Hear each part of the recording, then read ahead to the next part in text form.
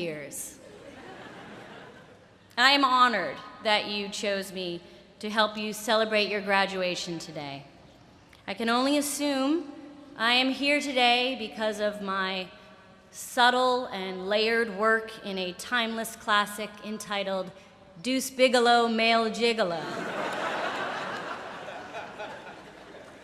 And for that, I say, you're welcome. I'm truly, truly delighted to be here at Harvard. I graduated from Boston College, which some call the Harvard of Boston.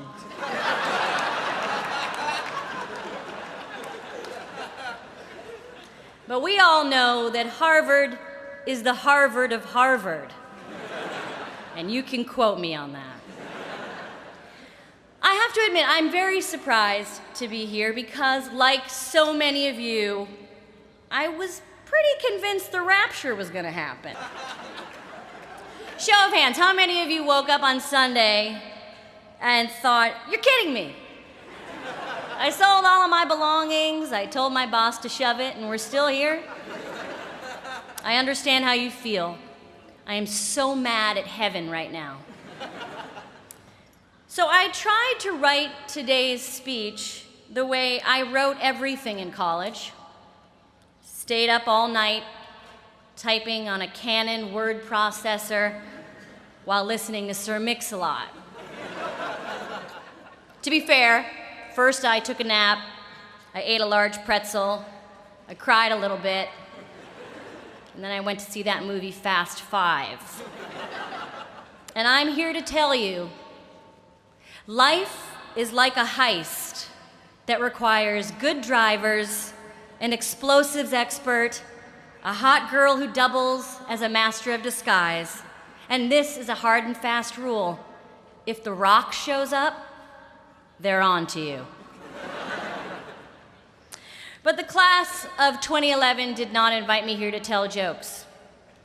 They invited me here to talk about the recent tensions between oil traders and regulators of the Commodity Futures Trading Commission. I'm sure we all read the New York Times this morning, which posited that there may be a complex scheme that relied on the close relationships between physical oil prices and the prices of financial futures, which, of course, as we all know, moves in parallel. What do I know about Harvard? I know it is the oldest American university. I know it provides the ultimate experience in higher learning. And, according to the movies, I know it is filled with people who get rich by either inventing things or suing the people who claim they stole their invention. Let me be clear. I believe everything I see in movies. And if you remember anything I say today, remember this: every single thing you see in movies is real. So, what do the fine students of 2011 need to hear from me? If I wanted to give you advice as a Bostonian, I would remind you that just because you're wicked smart, it doesn't mean you're better than me.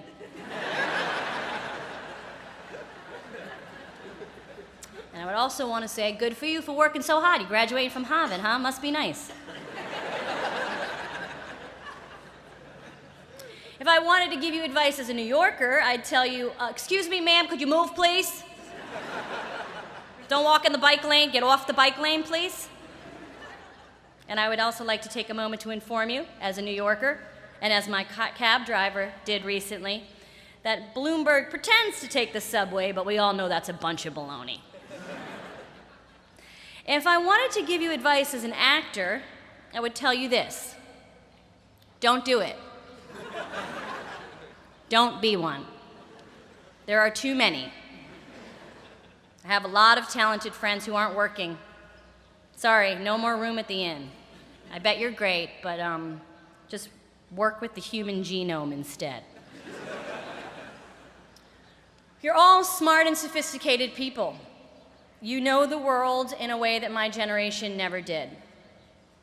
Because of that, I realize I don't have much advice to give to you. In many ways, I learn from you. I don't have many answers, just questions. Specifically, when I use FaceTime on my iPad and I'm talking to someone and I take a picture, sometimes the screen freezes. How do I fix that?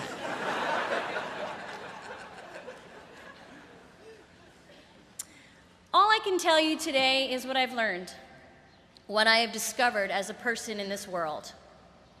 And that is this: you can't do it alone. As you navigate through the rest of your life, be open to collaboration.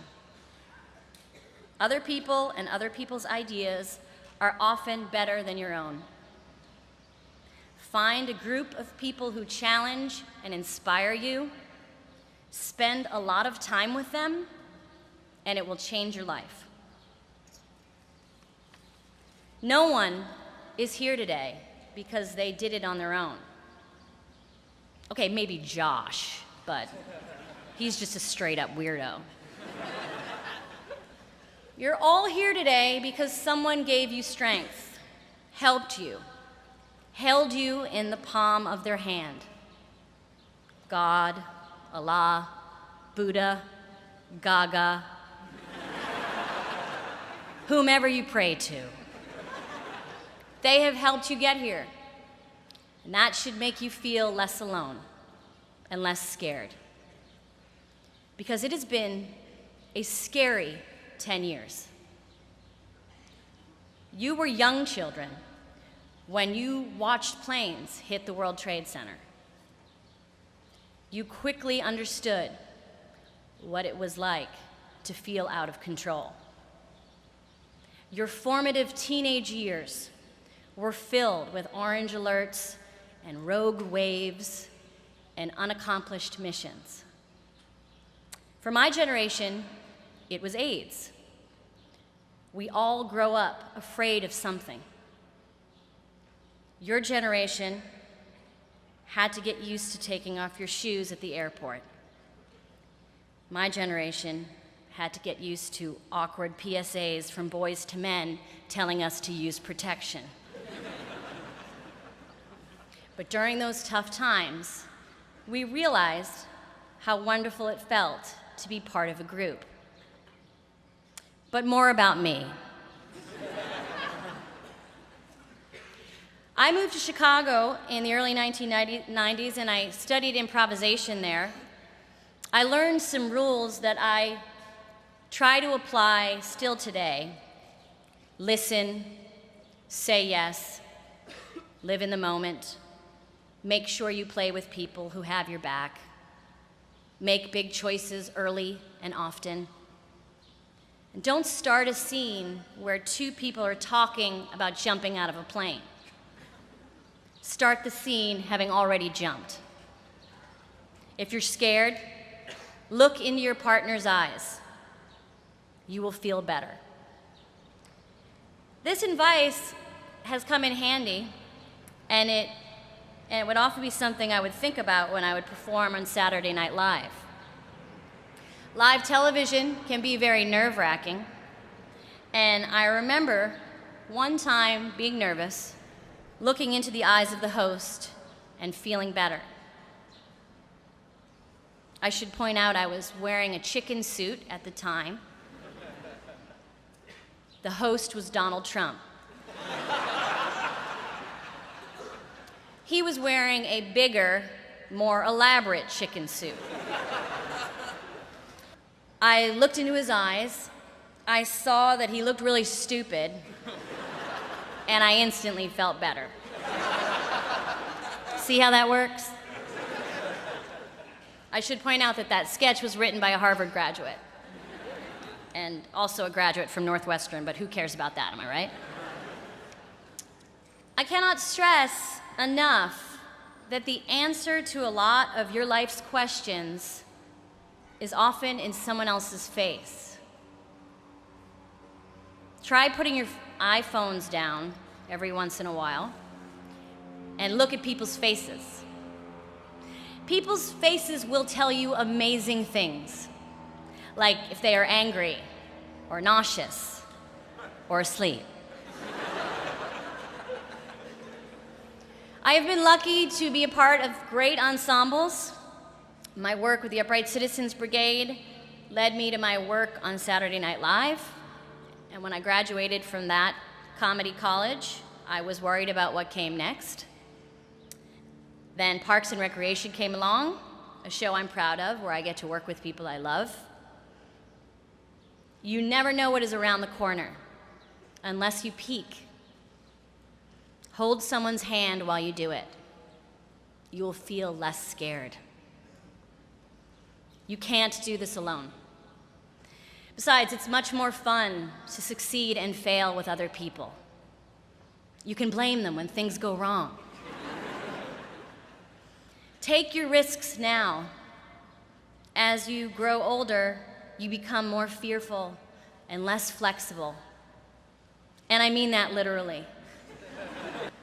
I hurt my knee on the treadmill this week, and it wasn't even on.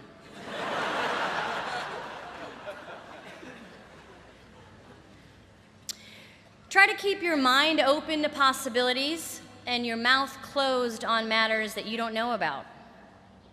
Limit your always and your nevers. Continue to share your heart with people, even if it's been broken. Don't treat your heart like an action figure, wrapped in plastic and never used. And don't try to give me that nerd argument that your heart is a Batman with a limited edition silver batarang, and therefore if it stays in its original packing, it increases in value. Watch it, Harvard, you're not better than me. Even though, as a class, you are smart, you are still allowed to say, I don't know. Just because you are in high demand, you are still allowed to say, let me get back to you. This will come in handy when your parents ask when you plan to move out of their basement. And you answer, I don't know. Let me get back to you.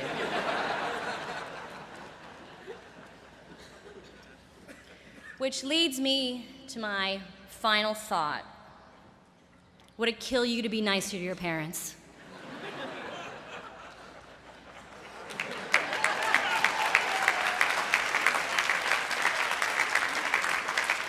They have sacrificed so much for you, and all they want you to do is smile and take a picture with your weird cousins. Do that for them.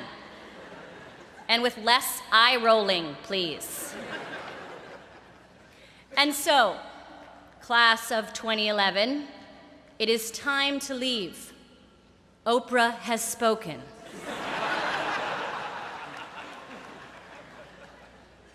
So I will end with this quote. Hey ya, hey ya, hey ya, hey ya, hey ya, hey ya, hey ya, hey ya. All right, all right, all right, all right, all right. The group, Outkast. The song, Hey Ya. The lyrics, nonsense. I'm sorry, it was really late when I wrote this. This is what I want to say. When you feel scared, hold someone's hand and look into their eyes. And when you feel brave, do the same thing. You are all here because you are smart and you are brave. And if you add kindness and the ability to change a tire, you almost make up the perfect person.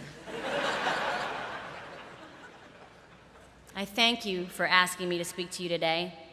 As you head out into the world, I wish you love and light, joy, and much laughter. And as always, please don't forget to tip your waitresses.